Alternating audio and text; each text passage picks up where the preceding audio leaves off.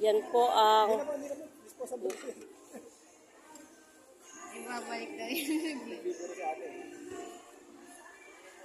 yan ang Spanish.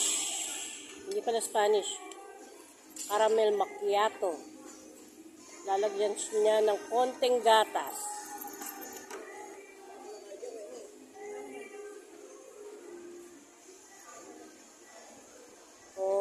Tama na yung gatas. Dito kasi nakikita.